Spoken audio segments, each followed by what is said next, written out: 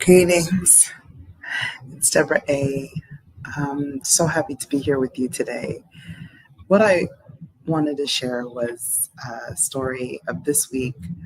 I had someone email me, or we had a conversation about me working with a small group in their organization, and they had some issues with it. One was they said, well, we'll be your case study or your test case. That's what the word they used. And that doesn't work for us. We need the data. We need to prove, we need proof that you can successfully work with our type of organization in our industry. And so the person said to me, it'd be really good for you to find a nonprofit to partner with or a smaller agency in this industry to work with first, to have the data before coming to our organization with a proposal for work. And so I smiled and I thought about it, and I 100% agreed with that person. I didn't disagree with them, and I understood what they said was very valid. Then I sat with it though, and I smiled because I understood exactly what was happening, and I knew I had a few choices as to how I could approach it. So here's where I'm going to get a little bit technical with you, but stay with me, because when you really get the hang of this, you'll see how cool this is. And once you see it, you can't unsee it. Okay, so stay with me. So I'm going to say that this person was a gatekeeper. Another word I'm going to use is a protector, meaning they're there to protect the integrity of the quality of programs and trainings that are held in this organization. It makes perfect sense. Now, if we go with the story and the mantras or the beliefs of the previous era that we are exiting right now, which Charles Eisenstein calls the story of separation, this was exactly how we learned. We learned through focus and working hard to develop what was called mastery. Now, I don't really use that word anymore because its origins and uses have really been deeply steeped in colonialism, but we're just going to use it for the sake of simplicity right now. So when you have focus and you have mastery and you're looking out for the greater good of the organization at your own expense at times, you really are operating under what in human design we call the life theme of planning. Okay, so on one side is focus and working hard to develop your talent to become masterful at it. And on the other side, you have agreements and bonds that you make in a tribe. So you look out for, in this case, this person was looking out for their organization. All of this stuff is how we were all raised. Every single one of us who was born before 2000, this is how we were raised. We were raised to focus, to work hard, to develop a skill, not many skills, develop one or two, and then to be able to do that for the tribe, to make the agreements with the tribe, and to make sure that transactions were fair and were based on hard work and evidence sharing. So it was like everyone had to have the same kind of standard. That's how we grew up. That's how we went to school. That's how we did college. That's how we did work. That's how it worked. You bring your resume. What's your experience? Can you do it? Have you done this kind of job in this particular industry before, right? That's how it works. Okay, that's the old story. The only thing that's really interesting is we're not actually in that era anymore. Charles Eisenstein calls us right now, we're in the space between stories. We're moving out of that old era and into another era that begins in a very short time, less than 2 years, that has a completely different set of rules. where it's no longer needing to be. It's still beautiful to focus and to gain mastery in something, but it's no longer necessary. We can speak the truth from the now, from what we know, and we can influence in a powerful way as leaders, as guides, as teachers, as workers, in whatever it is we choose to do. Because now we're moving into the life theme of the sleeping phoenix, and it's a completely different focus. There's still some tribal energy there. There's still some looking out for each other, but it's just so different. Okay? It's about being honest. It's about being transparent. It's about speaking from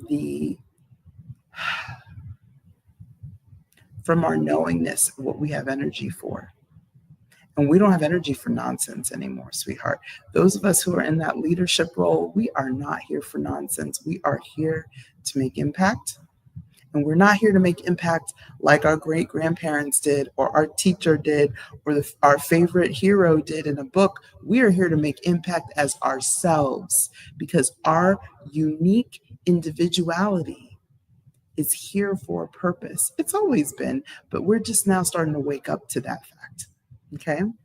So this person told me this, and I listened, and I said, yeah, I get it. I knew exactly who I was talking to. I was talking to the gatekeeper. I was talking to the protector, who was not going to let me pass, was not going to really, but it wasn't from a place of meanness. It was actually, honestly, I felt so much kindness from this person, because they were really just trying to save me heartache. The only thing they didn't know, as most people don't know, is what time it is, that we are in a period of global transition. The rules are changing. So some people are still asleep in that old story, but not everybody. And my guess is that in an organization as big as the one that this person is a gatekeeper of, there's maybe, perhaps, an individual who is not needing to play by those old rules anymore. Okay, so that's one piece of the story. Here's another piece. Later, actually the same day, I received an email from another person in that organization that laid out for me exactly what was needed for me to present a training. I was like, this is interesting. So this person wasn't as worried about, no, it's true, they're not the one approving the training. They're not approving the budget. They're just the one telling me what needs to happen. But it was interesting, because I was like, that's a different part. That's playing a different role. That person plays a different role in the organization. Now, I don't know whether I will work with anyone in this organization or not.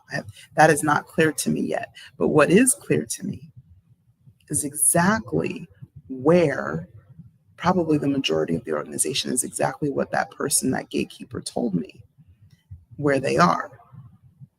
But that doesn't mean that it's everyone. I know and I trust that I'm interfacing with this organization for a reason, and that there may be a different protector who is open to doing things differently, because they recognize, so all the things, all those rules and policies and needing all that data, this is exactly where it's gotten us. Do we like where we are from that? Are we open to something different? I don't know. We'll see. That's not my call. My call is to show up fully in alignment, fully in integrity, and fully in service, and present what I have in the best way that I can, and see what happens. It's not my job to decide whether that organization will actually be able to make use of my services, because I just don't know. That's beyond the scope of what I have access to in terms of understanding. That's okay. Okay? But I do trust the timing of getting this. Now, here's where it gets fun. I'm going to take exactly this scenario that I just painted for you, and I'm going to take it inside. Okay? So let's say, for example, sometimes I get phone calls and someone will use my full name, my first and my last name. And they always start out with, hello, is this Deborah? Fill in the blank. They may say their own full name, but I've already got my eyebrow up And I'm pretty sure I'm going to hang up the phone within 10 seconds, because the only people that use my full name are people who are looking at a document with my full name. They're not people who actually know me personally, because people who know me personally don't use my full name. And usually when they're looking at a document, they're looking at it from this perspective of either they're trying to collect money from me, sell me something, that kind of thing. And I'm just like, next. Okay. So I have this protector that stands up and says, well, my qualifications for you to get past this gate are that you know how to address Deborah, you know how to address me, and I have a sense of who you are. If I don't know who you are and you're addressing me with my full name, I'm already pretty much going to hang up the phone. Now, is that based on an old story? Not really. It's based on a pretty up-to-date story, but it operates the same way that gatekeeper operated in protecting that organization from me coming in without the credentials, the proper street cred, the proper experience and data that they felt they needed. So I know that. And I also know in my system, there are other protectors who'd be like, yeah, sure. Tell me what you got. What's going on? What do you need? Because they're open to see what it's about. And sometimes it's really about something that is truly useful or valuable. And you won't know until you give it a try, right? I'm just going to move myself for just a second.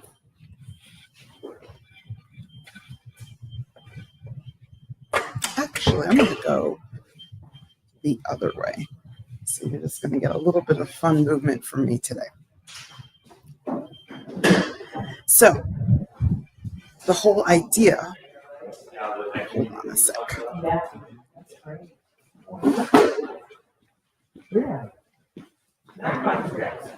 So, fun fact is, I can use the same knowledge I use with my own system with these other managers. I can use the same approach that I use with parts in my own system with these protectors. So here's what I'm going to do. I'm going to listen to them. I'm going to hear them out. I'm going to agree. I might have a couple of objections, but for the most part, I'm just going to listen. I'm going to hear them out and hear what they have to say. Agree with what I can, take it into consideration, make sure that they feel heard, seen, and acknowledged. And then I'm going to let it go. I'm going to see if there's anything I can do to be of assistance. And then I'm going to let it go. And that's exactly what I did with this gatekeeper that I spoke with this week. On the other hand, I'm going to stay open because I'm also, like I said, speaking to other parts in that same organization. And those other parts don't necessarily have the same agendas, goals, or concerns that the original gatekeeper I spoke with had. Does that mean that I need to force it to go one way or another? No. Do I leave and ignore one set of parts? No, I listen to everyone and I really hear them and I see if there's something that they need from me. Otherwise, I allow them to just be where they are, expressing what they express. So the beauty of this in this context is that me learning how I work with my own parts in my own system, the gatekeepers, the open, friendly, chit-chatty ones, the ones who need credentials, the ones who don't, helps me to work with protectors outside of my system in the real world, with organizations, with groups, with activities or projects where I'm seeing the same types of parts that I have inside of my system.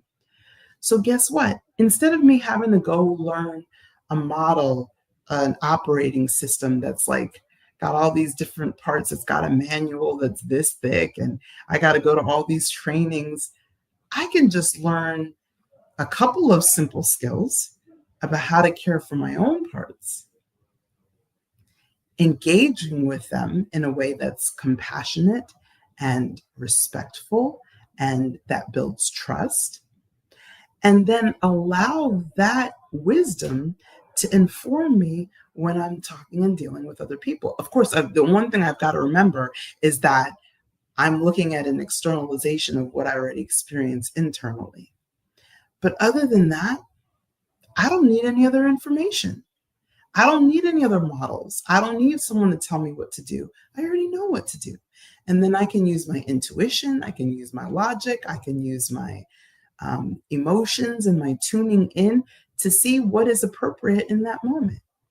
And then I can respond accordingly, because that's how my human design works. If you're a different type than me, you might have a slightly different strategy for using your energy. But for me, it's responding to what I encounter. And it's tuning into my emotions as well. So I hope that this little scenario that I just gave you, talking to this gatekeeper, talking to another part in that organization, talking to another person, I hope that helped you to understand how you can actually get really good at dealing with all kinds of conflicts and people with different agendas and different needs by understanding how internal conflicts work and how different parts of you have different agendas and different needs, and learning how to be with all of that. I mentioned earlier this week about being able to hold multiple stories. It's not about judging one is right and one is wrong, or this one wins and this one loses.